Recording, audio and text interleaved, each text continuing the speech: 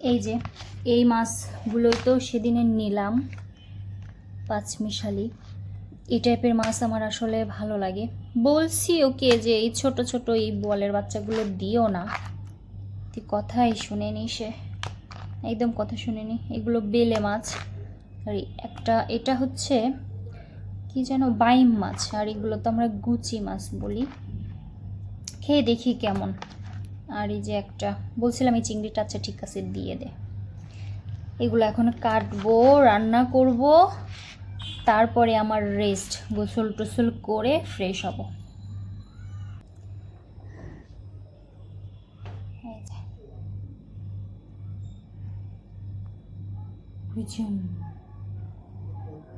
অনেক কষ্টের পরে মাছগুলো কেটে নিলাম, মাছ কাটা শেষ। এখন এগুলো ধুয়ে সবজি টবজিগুলো কেটে নেই। কোন রাত্রে রান্না শেষ হয় জানি না, খাইতে গেলে কষ্ট করতে হয়। এগুলো আর আমার কিচ্ছু করতে ভালো লাগে না। উফ, যে ধুয়ে নে আগে, পরে আবার দেখা হচ্ছে। এই যে সব মাছগুলো তো আমি সুন্দর করে ধুয়ে ফেলছি, ধুয়ে এখানে রেখে দিছি। আর এই যে কচুর মুখিটাও আমি কেটে নিছি, কচু দিয়ে রান্না করবো। আসলে অনেক কিছু দেখানো যায় না, সব কিছু তো দেখানো একা একা পসিবল হয় না, তাই আমি সব কিছু কেটে ধুয়ে, সবজিও কেটে ধুয়ে আমি রেখে দিছি। এখন জাস্ট রান্নায় চলে যাব। কচুর মুখি আমার খুব বেশি পছন্দ, এই জন্য আমি কচুর মুখির সিজনে শুধু এটাই বেশি খাই। আসলে কচু জাতীয় জিনিসটা আমার পছন্দ। আর এই যে মশলাপাতিও আমি একদম সব উঠাই নেই, এটাই আমার কাছে সুবিধা লাগে। ঝটপট এখন রান্না করতে চলে যাই। এই যে এখন আমি সরাসরি রান্না করতে চলে আসলাম, রান্নাটা শুরু করে দেই। কেন যেন দিয়ে দিচ্ছে, সব সময় আমি জিরা ফোড়নটা দিতে বেশি পছন্দ করি। তরকারির মধ্যে জিরের যে একটা ফ্লেভার তাতে মিক্স করলে তো আমার অনেক ভালো লাগে। আসলে অনেকেই ভালো লাগে না, আবার অনেকেই ভালো লাগে, এটা হচ্ছে কথা।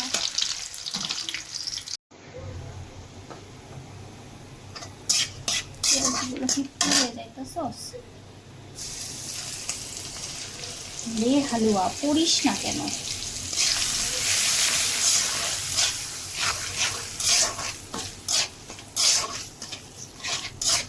পারাপারি কাজ অলওয়েজ এরকম হয়। মশলা কষাচ্ছি, আসলে তরকারির টেস্টটা নির্ভর করে মশলা কষানোর উপরে।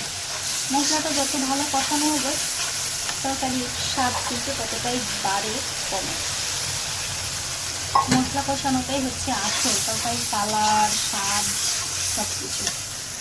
আমার মশলাটা বেশ ভালোভাবে কষানো হয়েছে, তেলটাও ছেড়ে দিচ্ছে।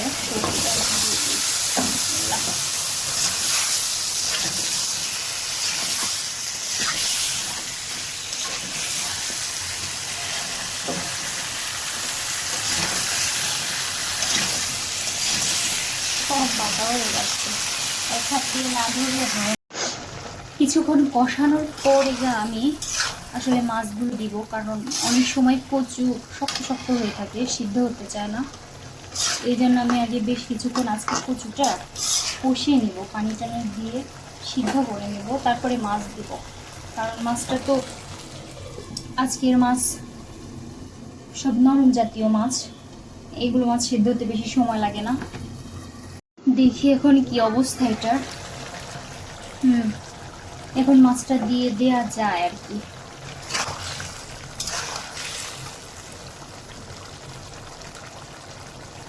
মনে হয় ভালোই হবে, খারাপ হবে না হয়তো। আসলে যার যার রান্না। মাছগুলো আমি এখন দিয়েই দিই। বিসমিল্লাহ।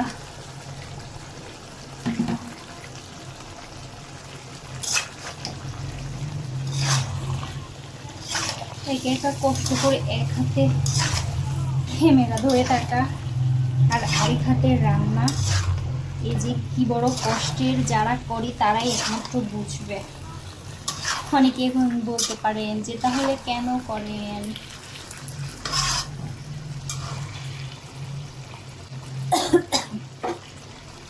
পুরো কষানো শেষ। ওয়াও, এই চিংড়ি মাছটা আমার দিকে তাকায় আছে। বড় চিংড়ি আমি খুব একটা পছন্দ করি না, কিন্তু দেখবেন যখন মাছের মধ্যে 2-1 আড্ডা থাকবে তখন আবার খুব খেতে ইচ্ছে করে। এখন ঝোলটা দিয়ে দিই, আমাদের আবার ঝোল ছাড়া চলে না, বেশ অনেকটাই ঝোল দিতে হবে।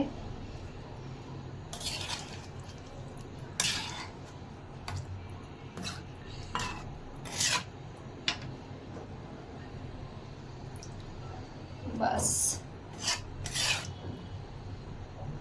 কেমন যে লাগবে খাইতে। তরকারিটা প্রায় আমার হয়ে গেছে, অফ করে দিব, যেহেতু আমাদের এই ঝোলটা লাগবে। বন্ধ করে দিলে আবার অনেকটা টানায় নিবে, তো অফ করে দিই। আলহামদুলিল্লাহ, রান্নার ডান। কারণ আমাদের আবার যেহেতু এটা আবার 2 দিনের জন্য রান্না। আমি এখন ফ্রেশ ট্রেশ হব। কয়টা বাজে?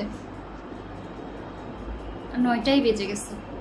আমি এখন ফ্রেশ ট্রেশ হয়ে নিব, ফ্রেশ ট্রেশ হওয়ার পরে খাওয়া দাওয়া করব, তারপরে বেডে যাবো আর কি। আল্লাহ হাফেজ, আসসালামু আলাইকুম। সবাই ভালো থাকবেন। ভালো লাগলে অবশ্যই ভিডিওটা লাইক করবেন, কমেন্ট করবেন, শেয়ার করবেন প্লিজ। আল্লাহ হাফেজ।